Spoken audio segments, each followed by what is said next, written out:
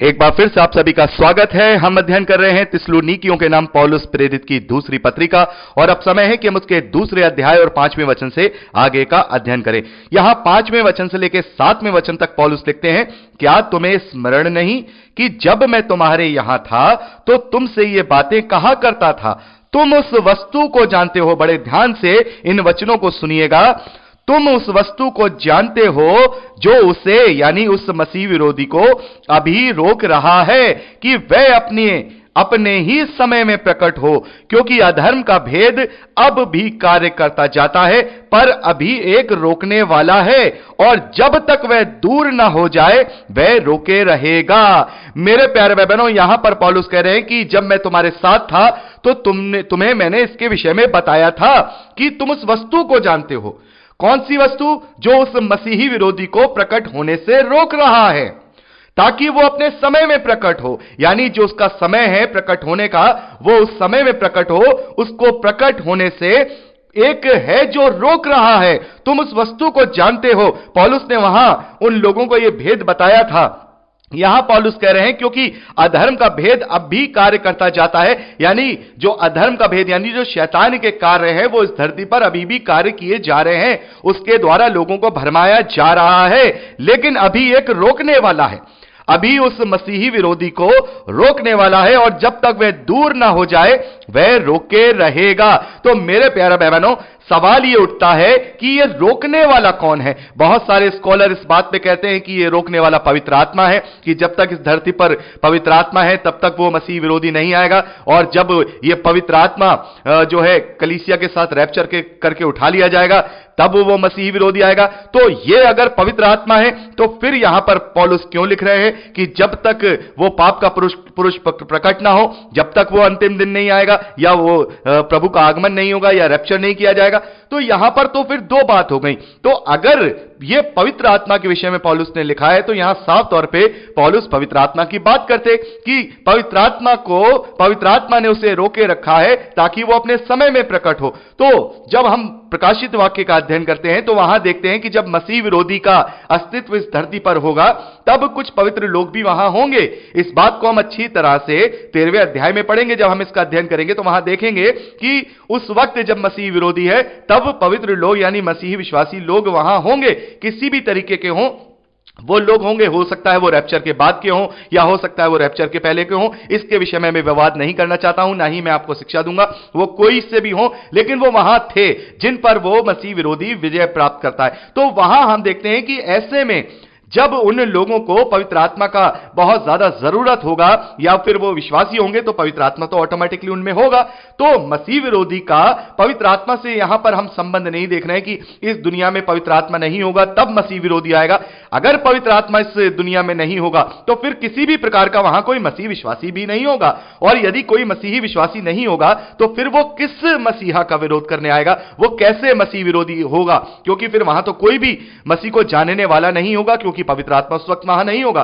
तो बहुत सारे लोग इस बात को लेकर के ये थ्योरी भी बनाते हैं कि देखिए यहां पर जो लिखा है कि जब तक धर्म का त्याग ना हो ले, यानी कि पवित्र आत्मा का त्याग ना हो ले, और ये पवित्र आत्मा ही है जब तक इस धरती पर, जब तक वो मसीह विरोधी को रोके रहा है। तो ये थ्योरी निकाल करके लाते हैं कि ऐसे जब रैप्चर हो जाएगा और पवित्र आत्मा चला जाएगा और कलीसिया के साथ वो प्रभु से मिलेगा, तब ये मसीह विरोधी आएगा, यानी कि मसीह विरोधी के आने से पहले रैप्चर किया जाएगा। इस बात की वो थ्योरी देते हैं। हो सकता है वो सही हो, क्योंकि परमेश्वर की भेद की बातें हैं और हमें इन पर बहस नहीं करनी चाहिए। मैंने जैसा आपको कहा कि हमें केवल तैयार रहना है, इन बातों को परमेश्वर पर ही छोड़ना है। लेकिन जब हम इस पत्री का अध्ययन करते हैं और प्रकाशित वाक्य का अध्ययन करते हैं तो कहीं ना कहीं ये बात सही नहीं प्रतीत होती है, क्योंकि धर्म का त्याग होने का मतलब यहां पवित्र आत्मा का त्याग नहीं है। और यहां जो रोकने वाला यहां पे लिखा है कि एक रोकने वाला है, यह भी पवित्र आत्मा नहीं है, क्योंकि उस वक्त जब एंटी क्राइस्ट इस धरती पर होगा तब पवित्र आत्मा भी होगा, क्योंकि वहां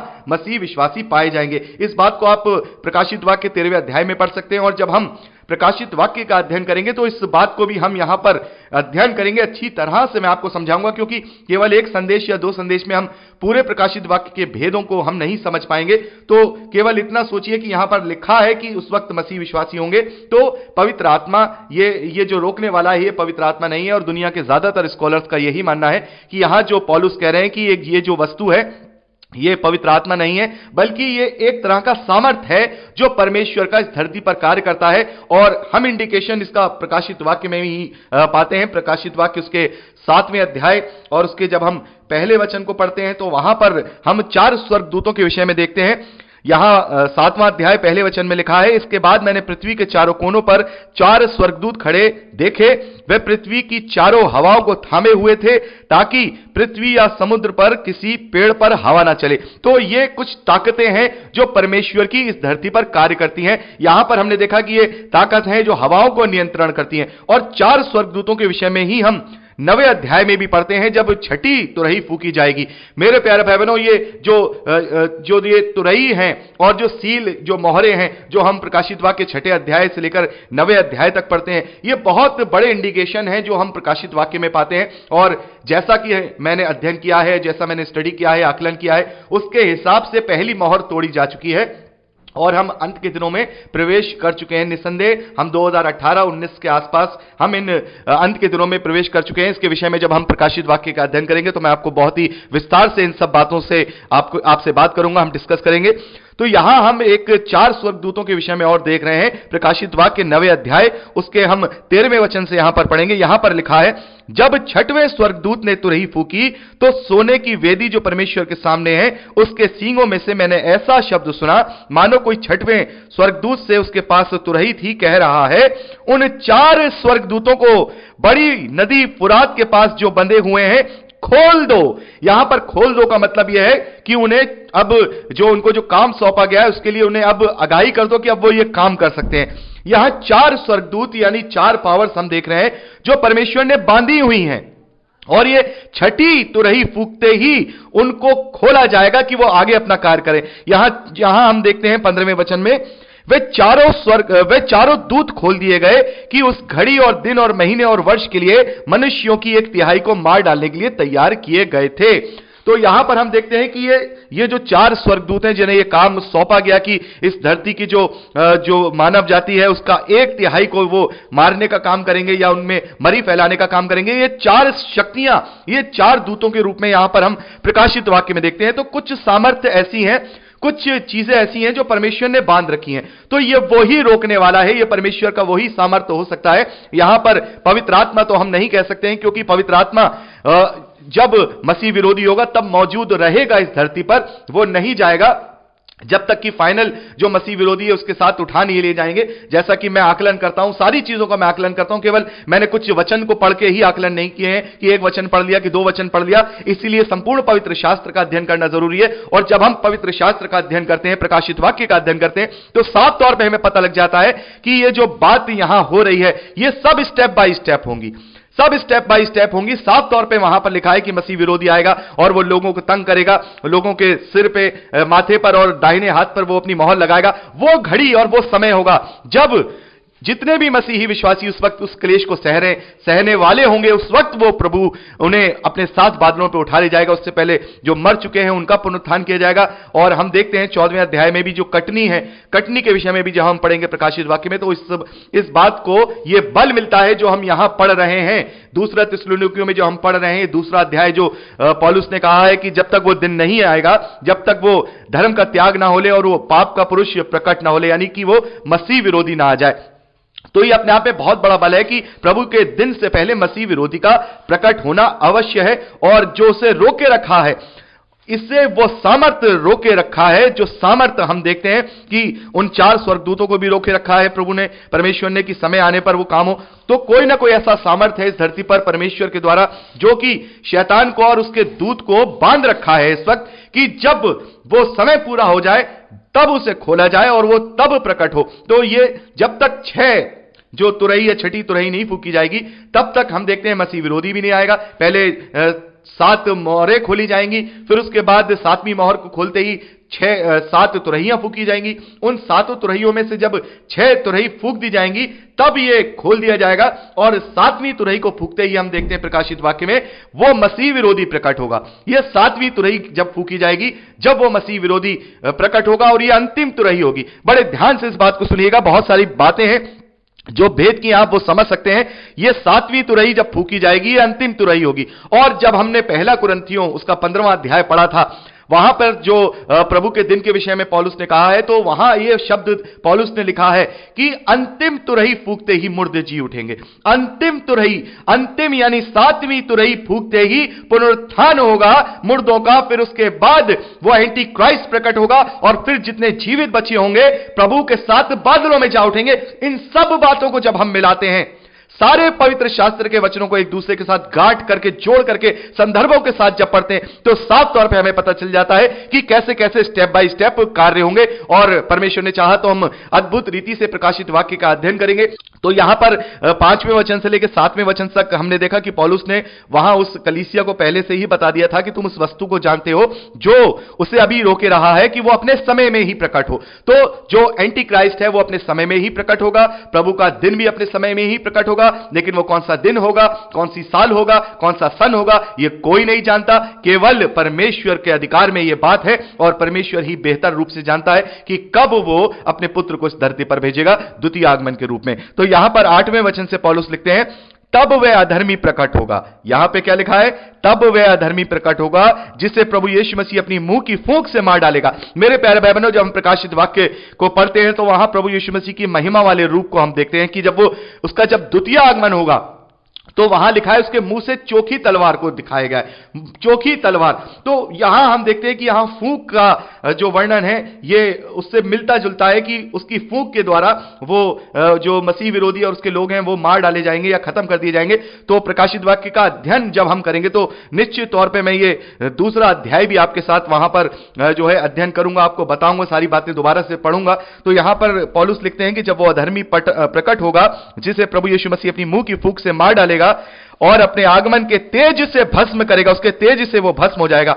उस अधर्मी का आना शैतान के कार्य के अनुसार सब प्रकार की झूठी सामर्थ्य और चिन्ह और अद्भुत काम के साथ और नाश होने वालों के लिए अधर्म के सब प्रकार के धोखे के साथ होगा, क्योंकि उन्होंने सत्य से प्रेम नहीं किया जिससे उनका उद्धार होता है। तो मेरे प्यारे भाई बहनों, हम इस एंटी क्राइस्ट का और इसके पीछे चलने वालों का और शैतान का अंत प्रकाशित वाक्य में देखेंगे, कैसे प्रभु यीशु मसीह 1000 साल का राज्य करेंगे और उसके बाद शैतान को बंदी बना दिया जाएगा 1000 साल तक के लिए। उसके बाद फिर उसे छोड़ दिया जाएगा, लेकिन उसके बाद भी वो अपनी बातों से, हरकतों से बाज नहीं आएगा। तब उससे शैतान को और उसके मसीह विरोधी को और उसके पीछे चलने वाले लोगों को हमेशा हमेशा के लिए गंधक की झील में डाल दिया जाएगा। और इस बात को यहां पर पौलुस लिख रहे हैं। और ये 10वें वचन में, और नाश होने वालों के लिए अधर्म के सब प्रकार के धोखे के साथ होगा, क्योंकि उन्होंने सत्य से प्रेम नहीं किया जिससे उनका उद्धार होता है। इसी कारण परमेश्वर उनमें एक भटका देने वाली सामर्थ को भेजेगा कि वह झूठ की प्रतीति करें, ताकि जितने लोग सत्य की प्रतीति नहीं करते वरन अधर्म से प्रसन्न होते हैं वह सब दंड पाएं।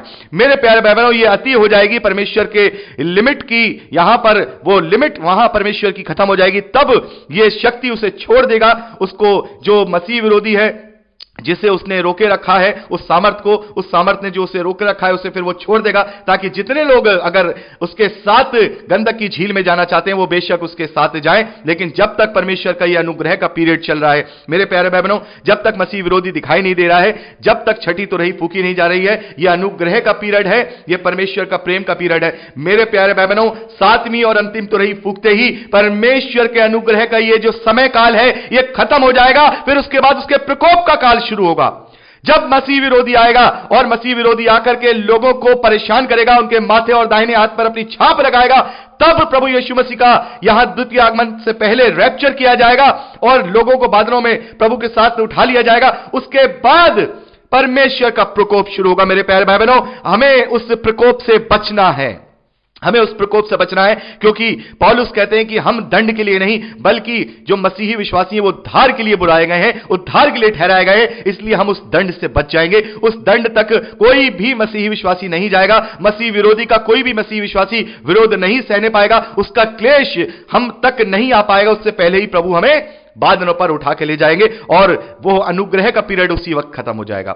वो अनुग्रह का पीरियड उसी वक्त खत्म हो जाएगा। उसके बाद परमेश्वर के प्रकोप का काल शुरू होगा जो इस पृथ्वी पर डाला जाएगा। और ये पृथ्वी जो ये पृथ्वी है ये पूरी तरह से नष्ट हो जाएगी और नया आकाश नई पृथ्वी हम जिसे प्रकाशित वाक्य में पढ़ेंगे वहां पर हमें वो मिलेगी। पौलुस यहां पर कह रहे हैं नाश होने वालों के लिए और जो अधर्म के हर प्रकार के जो काम करते हैं उनके लिए उस मसीह विरोधी को छोड़ दिया जाएगा कि अब जाओ इसका अनुकरण करो और अपने आप को इसके साथ गंधक की झील में डाल दो, क्योंकि ये झील मैंने तुम्हारे लिए नहीं बनाई थी, इस शैतान के लिए बनाई थी, लेकिन अगर तुम शैतान के पीछे जाओगे तो तुम गंधक की झील में डाले जाओगे।